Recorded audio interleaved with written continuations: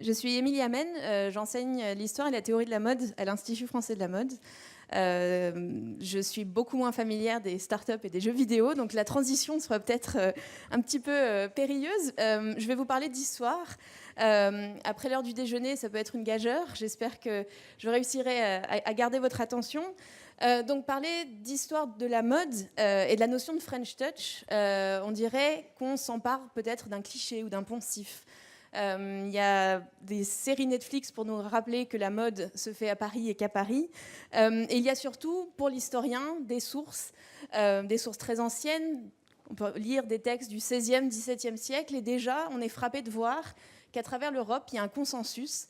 Si on veut s'acheter de la mode, si on veut comprendre la mode, il faut venir à Paris. Il faut rencontrer des Parisiens, il faut acheter des éventails, une paire de gants, un col en dentelle, à Paris et rien qu'à Paris.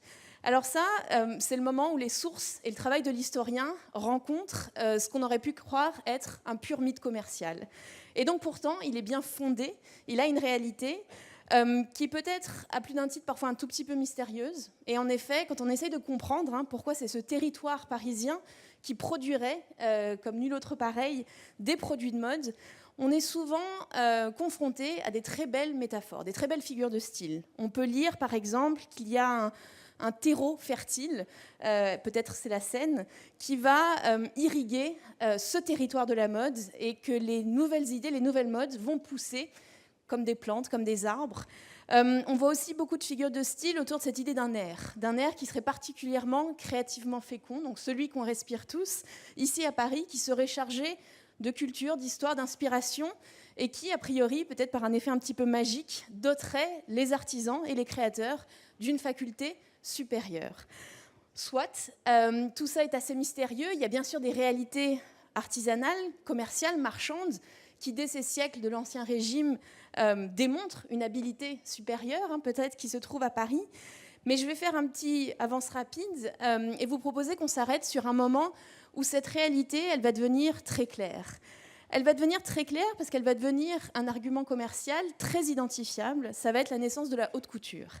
Je pourrais en parler pendant des heures, mais en quelques minutes, que retenir ici dans ce contexte de cette notion de haute couture ?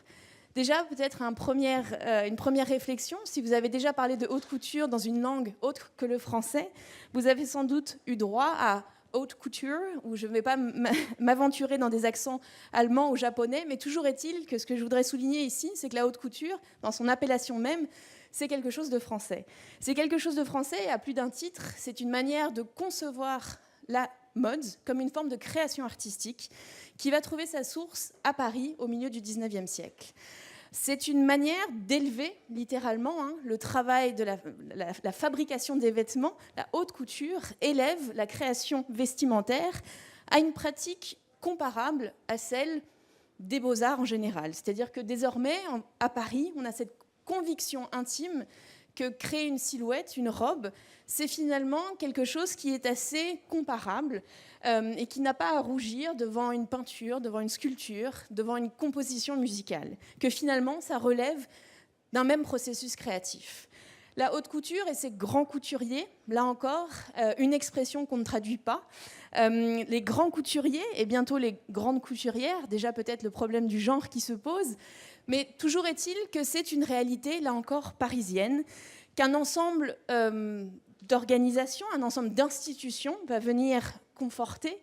Je ne vais pas me lancer dans une histoire de la chambre syndicale de la haute couture, mais toujours est-il qu'on va conserver, on va vraiment labelliser cette pratique créative proprement parisienne. Alors, on va y vendre des articles de Paris, là encore, une expression qu'on croise quand on lit des textes anciens, quand on fait de la recherche en histoire de la mode. Qu'est-ce que c'est qu'un article de Paris ? C'est une appellation assez floue, mais qui va, là encore, caractériser des objets, des accessoires, des pièces de vêtements qui sont, là aussi, on va dire, déterminés par le lieu même de leur création et de leur fabrication.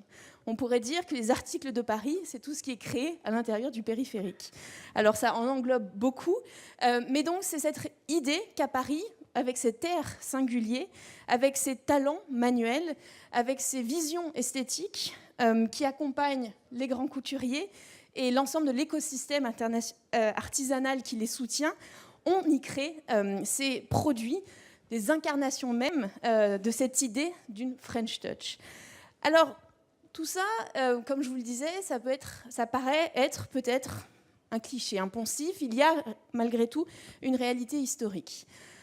Est-ce que, dans ce cas-là, on considère que la mode ne peut être que française ? Eh bien, avec le temps qu'il me reste, j'aimerais essayer de tordre le cou à cette idée très forte qui, là encore, est tout à fait historiquement fondée. Mais si on y regarde de plus près, on y voit mille et une nuances qui nous permettent de comprendre ce qu'est réellement que la French Touch appliquée à la mode. Alors, d'un anglicisme à un autre, je vous propose de considérer la French Touch dans la mode comme un melting pot. Pourquoi ? Parce que si on en revient justement à cette haute couture que je vous annonçais comme être un phénomène proprement français, jusqu'à en avoir un titre, un mot uniquement français, intraduisible a priori, on va arriver à une conclusion assez évidente, c'est que la haute couture est une invention d'un Anglais. Un Anglais, Charles Frederick Worth, qui est un entrepreneur plein d'esprit et plein d'envie, qui va arriver à Paris et créer cette nouvelle manière de faire la mode. À sa suite, si on regarde aussi de plus près, on va commencer à voir comment les voyages, les inspirations bien par-delà Paris vont nourrir cette haute couture. Assez vite, si on regarde aussi de plus près qui sont les grands champions de la haute couture, on va s'attarder sur Elsa Schiaparelli, l'italienne, Robert Piguet, le suisse, Cristobal Balenciaga, l'espagnol. Je pourrais bien sûr dérouler une liste beaucoup plus longue avec des origines extrêmement variées. Que retenir de ça ? Cette idée que peut-être Paris n'est pas forcément un terreau particulier, mais une scène, un espace d'accueil. Et c'est là que la haute couture, et par-delà la haute couture, la création de mode en France, a cette singularité qui va permettre à un ensemble très vaste de créateurs, de couturiers, de trouver une attention particulière, une scène particulière et un public capable de recevoir, capable de valoriser la création. Si on se penche par exemple sur les dernières années du XXe siècle, on va voir des vagues de nationalités différentes arriver à Paris, tous animés par cette même volonté de trouver une scène capable de comprendre leur créativité, de comprendre leur singularité.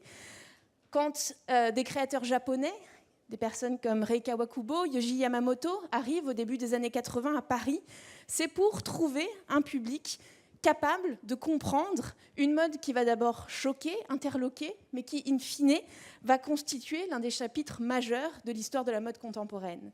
Si on poursuit notre aventure, on va peut-être s'attarder sur l'arrivée des Américains, Michael Kors chez Céline, peut-être certains d'entre vous s'en rappellent, Marc Jacobs chez Louis Vuitton, ou encore qui retiendrait également l'arrivée assez orchestrée, concertée d'une génération de créateurs belges qu'on va vite appeler les Six d'Anvers.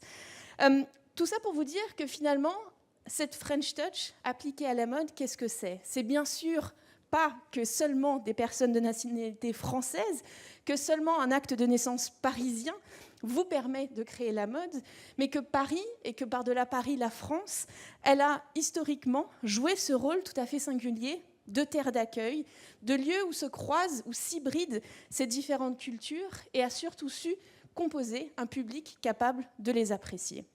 Je m'arrêterai ici pour aujourd'hui avec cet esprit, j'espère que vous l'aurez compris, d'ouverture qui caractérise bien sûr cette idée de la mode à la française, en souhaitant bien sûr que cette idée poursuive son évolution, mais force est de constater que les dernières semaines de défilé, les différents showrooms qui animent encore aujourd'hui notre actualité de la création, vous l'aurez constaté vous-même, est bien sûr pas peuplé uniquement de Parisiens, mais bien un carrefour de rencontres internationales.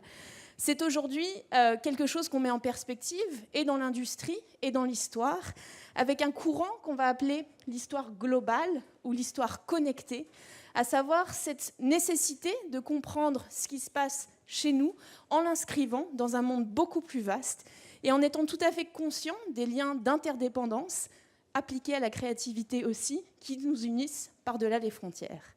Je vous remercie.